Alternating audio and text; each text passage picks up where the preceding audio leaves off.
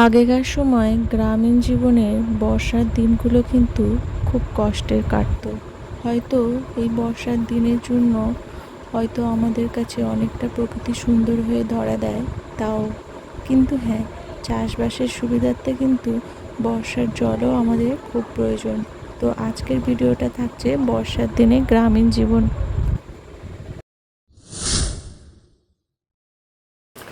Hello everyone, good morning. তো সকাল সকাল আজকের বৃষ্টির সকাল থেকেই শুরু করছি আমার নতুন একটি ব্লগ ভিডিও।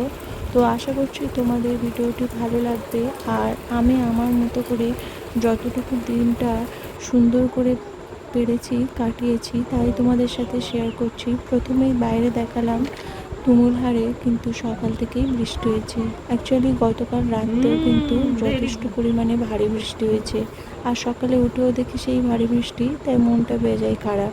কিন্তু বসে থাকলে তো হবে না, কিছু না কিছু কাজ তো গুছিয়ে নিতেই হবে, সাংসারিক কাজ। তার উপরে যারা মাটির উনুনে রান্না করে বর্ষার দিনে কিন্তু খুবই কষ্টকর। তো যাই হোক, সকালে উঠে নিজের রুটিনটাও কিন্তু স্টার্ট করে নিই। যতই আমার ভেঙে যাক সময়, তার কিন্তু রুটিনটা যদি আমার ঠিক থাকে তাহলে কিন্তু বেশ ভালোই হয়। তো আজকের ঘুম থেকে উঠতেও অনেকটা বেলা হয়ে গেছে, আর এবারে দেখো মেয়ে উঠলো প্রায় 9টার পরে। তারপরে আমি বিছানাগুলো পরিষ্কার করে নেব। তো ঘর বাড়িও গুছিয়ে নিয়েছি। এইবারে বিছানাটা একটু লেট করে করি। তো তোমাদের আগের ভিডিওতে তো জানিয়েছি যে দেরি করে কেন বিছানা গুছাই, তো মেয়ে ঘুম থেকে ওঠার জন্য। চলো আজকের নতুন একটা কমেন্ট করে নিই। রুবিয়া পাল আমাকে কমেন্ট করেছে যে দিদি, তোমার ভিডিওর মধ্যে একটা কিন্তু পজিটিভিটি আছে। Thank you so much. তো এইরকম একটা কমেন্ট করার জন্য। এইবারে দেখো বলি, আমাদের বিভিন্ন লাইফস্টাইল কিন্তু সকলের আলাদা। যদিও সকাল দুপুর রাত যেমন একই হয়, কিন্তু কারোর সেই দিনগুলো পার করার ধরনগুলো আলাদা হয়, তাই লাইফস্টাইলটাও আলাদা হয়। আর এবারে দেখো, আজকে কিন্তু আমি বৃষ্টির ওয়েদার, আর সকালে একটু অন্য কিছু খেতে কিন্তু বেশ মন চায়। আর বাড়িতে একটু ম্যাগি ছিল, তারপরে মেয়েকে ভাবলাম একটু ম্যাগিটা ভাজা করে দিই, এতে ওরও ভালো লাগবে আর আমারও ভালো লাগবে। ওর ভালো লাগাটাও কিন্তু আমাদের কাছে অনেকটা ভালো লাগা। ইনফ্যাক্ট এটা সব বাবা মারই হয়, যে সন্তানের যদি একটু মুখে হাসি থাকে, সকালের একটু ভালো খাবার বানিয়ে দিলে তাহলে কিন্তু বেশ ভালোই হয়। কিন্তু কিছু কিছু মানুষের ক্ষেত্রে তুমি যতই ভালো ভালো খাবার বানিয়ে দাও কেন, তাদের কাছে কিন্তু কখনোই ভালো হতে পারবে না। তো যাই হোক, ওটা বানাতে আমি বেশ কিছু ডিটক্স ওয়াটার জন্য জোগাড় করে নিচ্ছি। এখানে আমি দিয়েছি আদা, শসা আর লেবু।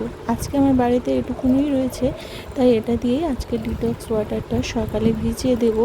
সারাদিনে আমি অল্প অল্প ঢুকে খাবো। গরমের সময় কি হয় বলো তো, আমাদের জলের অনেকটা চাহিদা বেড়ে যায়, যেহেতু আমাদের গ্রামে অনেকটা পরিমাণে ঘাম বেরিয়ে যায়। আর ডিটক্স ওয়াটারটা করার একটা কারণও রয়েছে, এই বর্ষার দিনে আরও কিন্তু উপকারী। যাই হোক, ম্যাগি ভাজাটাও আমার হয়ে গেছে, আর ওদিকে ডিটক্স ওয়াটারটাও ভিজিয়ে দিয়েছি। আর এবারে দেখো, ও বৃষ্টির দিনে ভেজার জন্য কিন্তু খুব বায়না ধরে। তো ওর একটা ইচ্ছা যে ম্যাগি ভাজা খেতে খেতে বৃষ্টি দেখবে। তো ওই জন্য গেটের সামনে দাঁড়িয়ে ছিল, তারপরে বললো যে মা একটা চেয়ার দাও, এখানেই বসে বসে খাবো। আর ঠিক তার পিছনে আমি বসে পড়েছি আমার দরজার সামনটায়, মানে দুটো দরজা মুখোমুখি। তো সেটা আমিও ওর মতো একটু বৃষ্টি দেখে উপভোগ করতে করতে কিন্তু এটা খাচ্ছি। আর বর্ষার দিনে এরকম একটা ব্রেকফাস্ট বেশ ভালোই লাগে। তো আমি যখন চেষ্টা করি মেয়েকে যেগুলো দিই সেগুলোই খাই, কারণ এগুলো আমার খুব ফেভারিট। একটা সময়ও খুব খেতাম, কিন্তু এগুলো হারিয়ে গেছিলো। বাট মেয়ের এগুলো বানিয়ে দেওয়ার সাথে সাথে আমারও হয়ে যায়। তারপরে খাওয়া দাওয়া সেরে মেয়ে তো পড়তে বসতে চাইছে না, শুধু বৃষ্টি দেখবে বলে বায়না নিচ্ছে। ওকে একটু পড়তে বসিয়ে দিয়েছি। তারপরে পড়ানো হয়ে গেলে এতটাই মাথা ধরেছে যে কিছু করার নেই, তাই আদা একটু ফুটিয়ে সামান্য একদম ধরতে গেলে চাপাতে ফেলে দিয়েছি, কোনো চিনি দিইনি এর মধ্যে। তো এটাই এখন খাচ্ছি। গরমের ওয়েদারে এরকম একটু খেলে কিন্তু বেশ আমেজই হয়। তো তারপরেই দেখো এখানে গাছ থেকে এখন সবজি পারবো, কেননা আজকে এবার দুপুরে রান্নার ব্যবস্থাটাও করতে হবে। এই সময় দেখলাম বৃষ্টিটা অনেকটাই কমে গেছে। আর এবারে দেখো আমাদের মাঠের উনানটার অবস্থা, এখানে কিন্তু খুব বেশি খারাপ অবস্থা নেই, আমাদের এখানে অনেকটাই শুকনো, আর যেহেতু বালি মাটি আমাদের এদিকটায়, তাই খুব একটা প্রবলেম হয় না। আর দেখো পেঁপেগুলো না অনেকটা রং ধরে গেছে। আর তারপরেই দেখো ওদিকে কুটনো কাটনা জোগাড় হচ্ছে, আর এদিকে আবার ভাবলাম এগুলো সেগুলো অনেকটা শুকিয়ে গেছে, সেগুলো এখন তুলে ভাঁজ করে রাখি। আর বাকিটা হচ্ছে যে জামা কাপড়গুলো কাচবো সেগুলো আবার এখানে মেলে দিতে হবে। বাইরে অনেকবার তোলাতুলি করতে হয়, তাও আমি খুব চেষ্টা করি যে বাইরে খুব ভারী ভারীগুলো একটু জল ঝরাতে দিই, বাদ বাকি বেশিরভাগগুলো কিন্তু আমি ওই ঘরে মেলে দিয়ে আসি। তারপর শুকনো জামা কাপড়গুলোকে এখানে ভাঁজও করে নিই। চলো আরও একটা মিষ্টি কমেন্ট শেয়ার করি।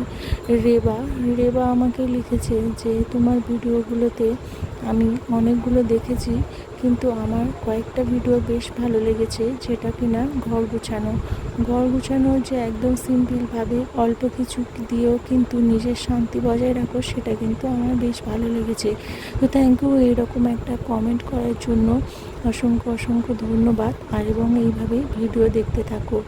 যাই হোক, এইবারে বিছানাটা তো আমি তখন গুছিয়ে নিয়েছি, কিন্তু যেগুলো একদম আদা শুকনো হয়ে যায় সেগুলো আমি খাটের ওপর দিয়ে রাখি, একদম খুব ভিজে জিনিসগুলো এখানে দিই না। তো যাই হোক, আগেকার দিনে কিন্তু অনেক প্রবলেম হতো, উনানের কাছাকাছিতে জামা কাপড় দিত আর গন্ধ হয়ে যেত ধোঁয়াতে। যাই হোক, একটু বৃষ্টিটা তো এই সময় ধরেছে, সকালে অনেকটা পরিমাণে বৃষ্টি হচ্ছিল। আর এবারে দেখো কারি পাতা গাছটা বেশি বড় করে নাকি বাড়িতে রাখতে নেই, তাই আমি হচ্ছে এটা অল্প অল্প ছিটে রাখার চেষ্টা করি, কখনো হাজব্যান্ড দেয়, কখনো আমি দিই। তো আমার মেয়ে বকছে যে কেন তুমি এটা কেটে দিলে, যখনই কাটে ও বলছে এটা দিয়ে এই বানাবো ওই বানাবো। কিন্তু বললাম মা এত বড় হয়ে গেছে, যা পাতা আছে তাই দিয়েই বানিও। তো বললো এটা রেখে দাও, আমি কাজে লাগাবো। আপাতত মেয়ের বায়না বা মেয়ের একটু শান্ত করার জন্য বললাম ঠিক আছে, আমি এই পাতাগুলো রেখেই দিচ্ছি, তাই রেখে দিচ্ছি বলে ওখানে রেখে দিচ্ছি। আর এবারে দেখো এই ফলটা দেখায়। আচ্ছা বলো তো, কারি পাতার এই ফলগুলো কি খায়?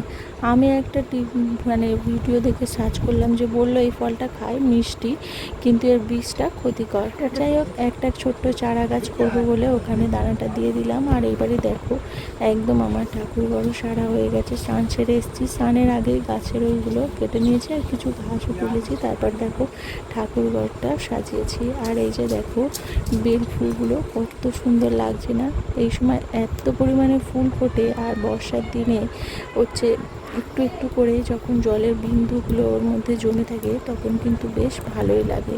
ঠাকুরঘরটাও সাজিয়ে নিয়েছি। চলো এবারে এই ফুল গাছটা আমরা একটু কম ফুল তুলি। তো যাই হোক, ঠাকুরঘরও সারা হয়ে গেছে। আর এদিকে দেখো নামে বৃষ্টি হচ্ছে, গরম কিন্তু কম যাচ্ছে না। আর এবার তারপরেই আমরা চলে এসেছি কিছুক্ষণ হচ্ছে কি এইখানে সবজি কাটতে।